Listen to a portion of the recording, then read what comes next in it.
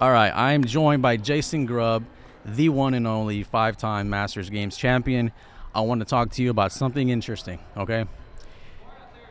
You recently competed in HYROX, and you are also a pretty big athlete in the CrossFit space. So what was that experience like for you? It was a shocking experience, actually. I thought that my CrossFit abilities, right, my general overall fitness, would be able to carry me through an hour and a half workout or an hour and 20-minute workout. Not easily, and it would be hard, but it was shocking how hard that was. So that to me, that it's shocking to hear because I see you as an incredibly fit, incredibly strong. You look like your endurance, you can go forever. And to hear you say that something physically was hard, Yeah. like what was hard about it? What's different about it? Yeah, it's the running. I mean, honestly. So Okay. I'm 200 pounds, right? And if you take this 200-pound body and you put it into an endurance event like a triathlon, like a half Ironman or a full Ironman or something that has you running like HYROX over 5 miles, now we've got to make 20 or 200 pounds move that distance for that duration. And then the individual events like the ski erg, that's my jam. Yeah. Or rowing is fine, or burpee broad jumps is fine, sled push, sled pull. Those are all fine, but they interfered with how challenging the run would be for me. And I would say that I didn't train specifically enough for the run. Okay. So that, you take all that, combine it together into an hour and 20 minutes. Ooh, the last set of 100 wall balls was awful.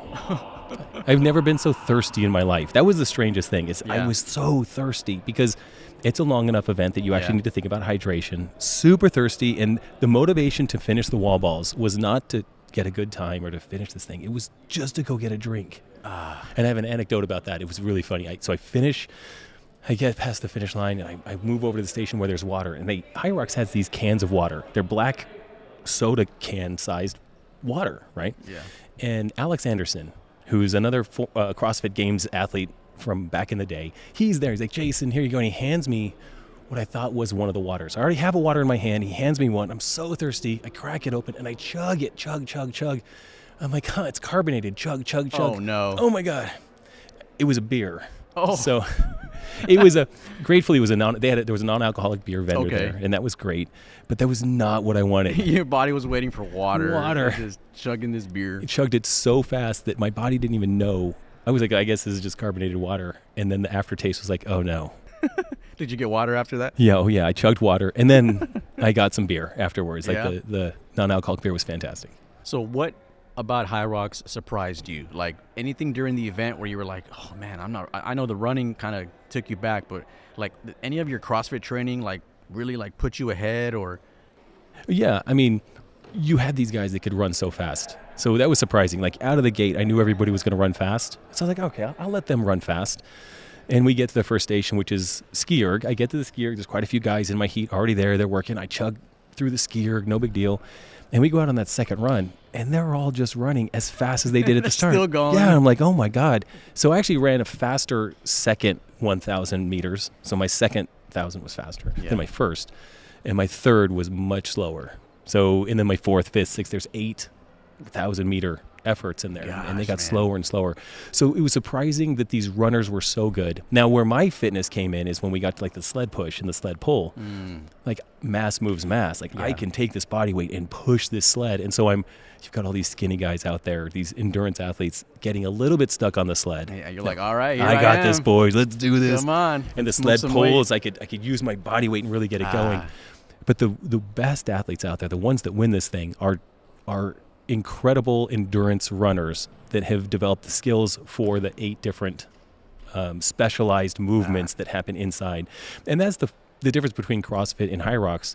So CrossFit is training for the known and the unknowable. Like we got to be ready for everything. Sandbag squats on our shoulders, or carrying them in the front, or ring muscle-ups, or bar muscle-ups, or handstand. We have to be ready for anything. These guys know the workout. So you can specifically train this exact effort. And specialized training, Greg Glassman always said, specialized training yields specialized results. And that makes HYROX athletes the best at what they do. because they're training just that. Now, I'm going to do it again, of course. Okay. And when I do, I will specialize a little bit of my training, bias that training towards HYROX for that season. Will you go in at 200 pounds? That's a good question. So I may try to drop down to like 194, 195, but because of my CrossFit and my career in CrossFit, I don't want to shed much weight. Okay. My battle weight is 200 pounds. I can do muscle ups all day at 200. I can lift heavy enough.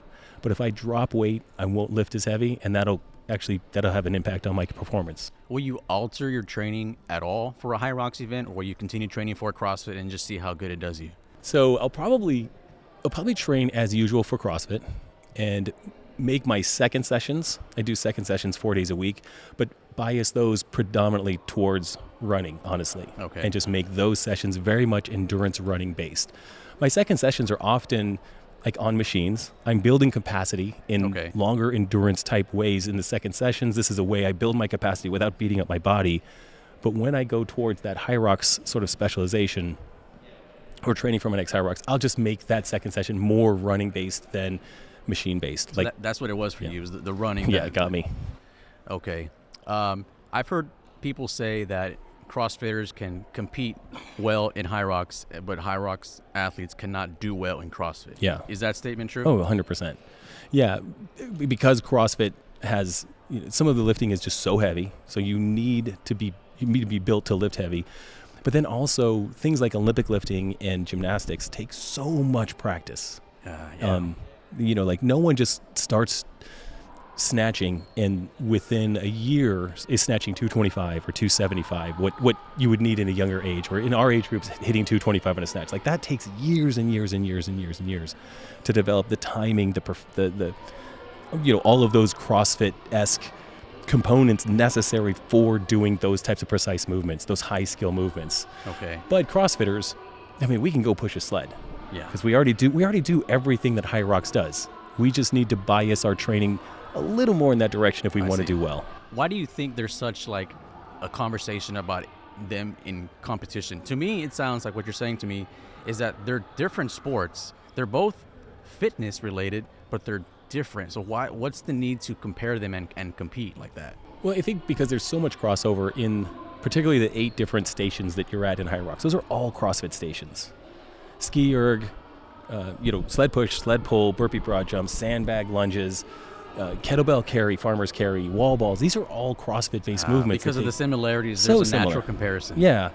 And I think what us as CrossFitters, and those of us that are just athletes, we see something like HYROX exploding, and we want to get in on that, right? Like, it's just kind of cool. You see all the things they're doing, and it's stuff that we do in the gym all the time, so it becomes interesting.